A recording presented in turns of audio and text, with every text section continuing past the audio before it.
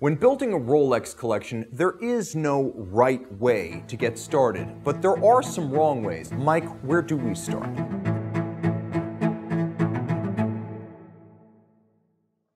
Well, I think we start, simply when you first get into Rolex, there's so many choices. So big breadth of line, and it takes some time to get comfortable with. But I think what I've seen, the first mistake sometimes people make is they want to get a Rolex and they settle a little bit because maybe they're afraid to make a big investment right out of the gate. They might always wanted a, stainless and gold Submariner, but they'll still settle for the steel because they're afraid of the dollars, because they've never really committed that much money to a watch. And what I find is, long term is a Rolex purchase. The whole thing was you should buy it and have it for the next 20, 30, 40 years. And then the value kind of holds up, and it's not expensive when you start allocating it over that many years. So I think getting past that first hump of really spending what is still a lot of money on a watch is a little scary for first-time people, and I think sometimes that's a mistake people make. Now, I also think that when people settle, a lot of times they start with their heart set on what they really want, which is, let's say, a GMT. Right. Then they're like, okay, well, I can't get that, so maybe I'll look at an Explorer 2 and still get the dual-time Rolex. And then someone's like, well, I've got a two-tone Datejust that I can sell you now and make you a sweet deal. And so you go from a GMT in steel to a two-tone Datejust just because it's the most immediate and accessible. And just as immediately, you regret the choice. I think that's true because, again, I've been doing this forever. And in the early days, we would have a case full of 250 Rolexes, and you could pick exactly what you wanted.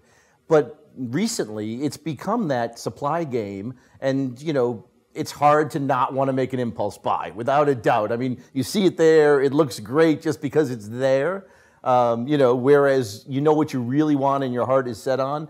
And it's never a good idea to settle for what's in front of you when you really wanted something else, because it is a long-term regret. And I think where this happens most is in the world of new and in vintage. Like, I think there are pre-owned watches, 20 years and younger, where you've got a pretty good selection. Like, you can almost always find inventory on the market in that age range. But if you're looking at something that's this model year, last model year, there is a tendency to just walk into a dealer and you browse the cases and you're like, okay, well, the only thing that's left is this sub 36 millimeter two-tone dress watch, and that's really not what I had in mind, but the dealer's saying go for it now, I've got money, maybe I should just pull the trigger. There's always that thrill of the chase that can overcome your better judgment when you're in a dealer. Well, absolutely. I mean, you want to have a win, you want to walk out with something. I mean, it is nothing more frustrating than going in and walking out empty-handed. Even if it's promised that, yes, it's going to happen down the road. But we're all, impulsive on some level, and it's hard to resist that impulse. And there are so many dealers where you walk in and a case is empty, a case is empty, a case is empty, and you come to that last watch and you start thinking about people other than yourself, where you're thinking, okay, well, I really didn't want an Oyster Perpetual in this size, but at the same time, look, I could buy it and it's the only watch in here. There must be just an infinitely escalating market. Like, I should buy this as an investment, even if I don't want it. You can so easily talk yourself into buying a new watch because there is so much excitement when you walk into a dealer. But I would also say that in the world of vintage, you've got the same problem. Now, if you go on, say, Chrono24, you go on eBay, there are some vintage watches that are just not always available. If you really want a lapis dial Oyster Quartz Date, you're going to be waiting for a long time. Correct. If someone comes back with a blue dial Datejust and says, look, this is close to what you wanted, day after day you check, you don't see that watch you want, there is the tendency to just settle out of frustration. Yeah, there is that frustration and the want of immediate gratification. For sure, it comes up all the time. But it's something that most people we talk to, and if you really have a serious passion for something, you will wait for that right thing, knowing it's meant to be when it does happen. Yeah, and the most important thing, again, is not to buy for someone else, thinking, well, I'll be able to sell this because it's going to retain value, or I should be able to sell this because it's going to gain value. A lot of times a watch will not, which brings us to another topic that's near and dear to my heart. This is the worst way to build a Rolex collection, guys. It is fear of missing out. Now, this is two things. One, it's a buying impulse. But two, and Mike, you can really speak to this, it's also a selling impulse, as right now, with markets moving the way they are, some people are selling too quickly. Yes, some people are fearful, but again, I think the people who are selling too quickly and are fearful bought for the wrong reason.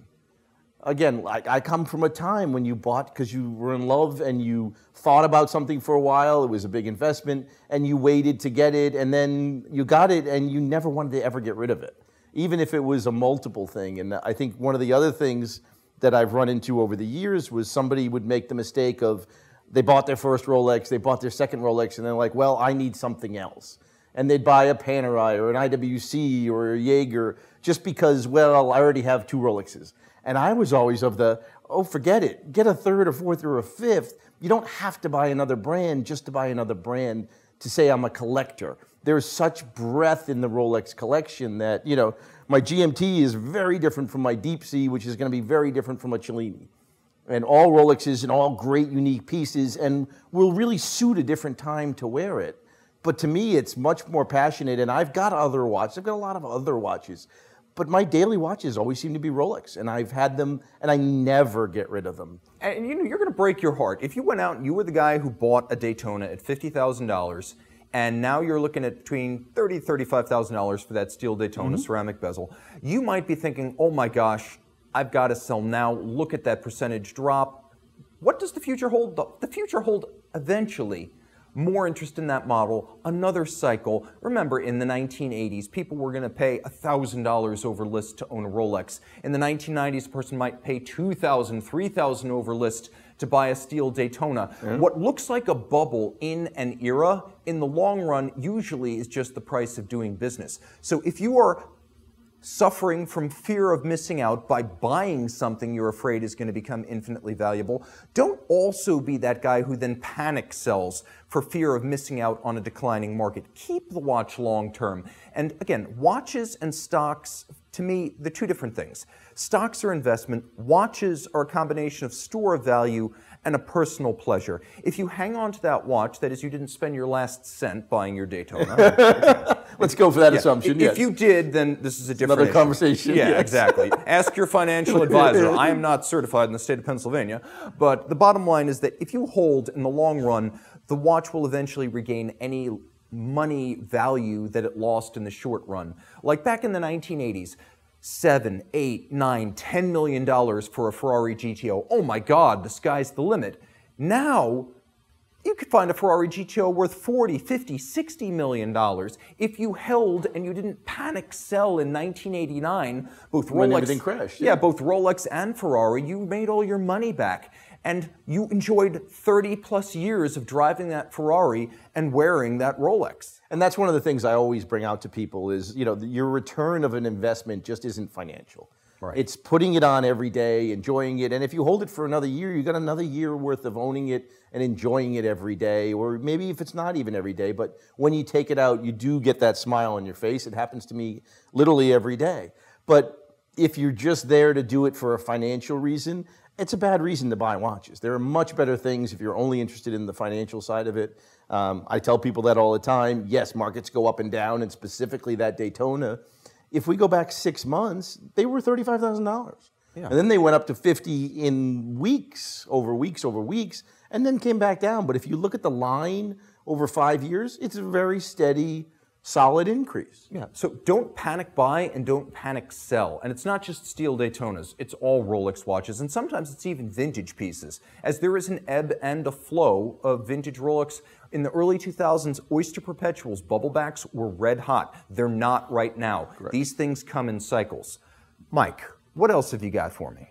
I think the last thing that a mistake I see people doing is, again, they just want to walk in and buy a watch and walk out. And part of owning a Rolex, I believe, is being part of that community. And I mean, part of that community is building a relationship with your AD. And that doesn't mean you're going to go in once every 2 or 3 years and buy a watch. You need to go visit. You need to create a relationship. You need to let them know you're local, you're friendly, you're a guy that deserves to get a great watch when one comes available. And you have to build that relationship. You need to go to events. You need to go to the store's parties when they do have Which may not events. cost you anything. It may not cost you anything except some time, but you'll also meet like-minded people. And then when you're sitting there having dinner and someone grabs your wrist and says, oh, that's a cool Rolex, you have a relationship with those people as well. Owning Rolexes and being a collector of some level does kind of put you in this little club that is full of odd guys like us who just love doing it. And, you know, I've had it happen to me a couple months ago when I was literally on the streets of Savannah walking around and somebody grabbed my wrist and he's like, that a Meteorite GMT? I'm like, well, yes, it is. And we chatted for 20 minutes and we had some connection. Well, it's great to hear a story about someone who had his wrist grabbed and he still had his still Rolex in watch afterwards. left. Yes, No, this is absolutely true. Like, networking is important. And if you go to that event at your dealer, look, you might see a guy who's got a GMT who wants to buy a Daytona. He's looking to raise a little bit of money for the new watch. He sells you that GMT. Sure. It's not just about going to the AD and the AD events to buy a watch from the AD. Knowing Rolex people means you often know where the Rolex watches are, and you can get first right of refusal at times. Without a doubt. And I mean, I have a lot of clients who have become friends with other clients just because they see each other year over year at certain events and they kind of tend to travel in those same circles. And it does become a community, which I think is a great part of watch collecting, which has nothing to do with money. And it's like we have to get past, and it's only been this short couple-year window where everybody was, you know, money, money, what's it going to be worth in a year? I don't care. I'm never getting rid of this watch. I don't care if it's worth 50 grand, 70 grand, 30 grand. It doesn't matter. It's mine. It'll be one of my kids one day, and it's awesome. And I'm going to enjoy it every day in the meantime.